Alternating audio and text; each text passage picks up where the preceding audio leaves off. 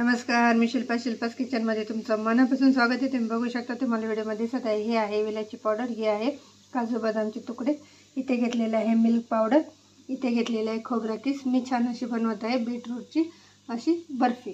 तुम्ही बघू शकता, याच्यामध्ये घेतलेले आहे तूप आणि त्याच्यामध्ये टाकलेले 2 बीट असे मिक्सरमध्ये फिरवून, सोबतच टाकलेले आहे आपल्याला याच्यात थोडीशी विलायची पावडर, अजून आपण याच्यात थोडीशी विलायची पावडर ही टाकणार आहोत आणि सोबत टाकायचे आपल्याला ही अर्धी वाटी साखर तुमच्या हिशोबाने कमी जास्त करू शकता।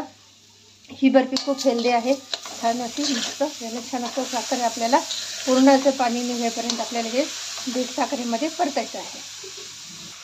तुम्ही बघू शकता आपली साखर छान अशी विरघळली आहे। सोबत टाकायचं आपल्याला हे डेसिकेटेड कोकोनट, याला छान असं परतून घ्यायचं आहे। तुम्ही बघू शकता, याला छान असं परतून घ्यायचं आहे। या खोबऱ्याच्या किसमध्ये आपण ऑलरेडी साखर टाकलेली आहे। आता सोबतच टाकायचं आहे आपल्याला हे दूध पावडर, अर्धी टाकायचं आहे, नंतर अर्धं टाकायचं आहे, कारण की काय होतं मग खोबऱ्याच्या किसामध्ये हे पावडर टाकल्यामुळे त्याचं पाणी छान असं सोक होऊन जातं। त्याला छान असं मिक्स करून परतायचं आहे।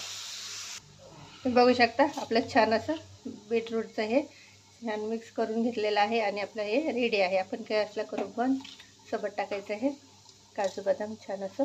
याला आता मिक्सरमध्ये आपल्याला हे बाउलमध्ये काढायचं आहे। तुम्ही बघू शकता, मी बाउलमध्ये छान अशी आपली हे बर्फीचं बॅटर घेतलेलं आहे। आता आपण करू याची बर्फी। तुम्ही बघू शकता, आपली बर्फी किती सुंदर अशी झालेली आहे। सोबतच आपण याच्यावर ठेवलेलं आहे डेकोरेशनसाठी काजू बदामचं हे तुकडे। तर तुम्हाला अशी माझी बीटची बर्फी कशी वाटली नक्की मला कमेंट करून सांगा। शेअर करा, सबस्क्राईबर करा, शिल्पास किचनला लाईक करा। तसे बी छोटे मुलं बीट खात नाही, तर हा चांगला पर्याय आहे मुलांना बीट खाऊ घालण्याचा। तर नक्की ट्राय करून बघा आणि मला मग कमेंट करून सांगा की तुम्हाला अशी माझी बर्फी कशी वाटली।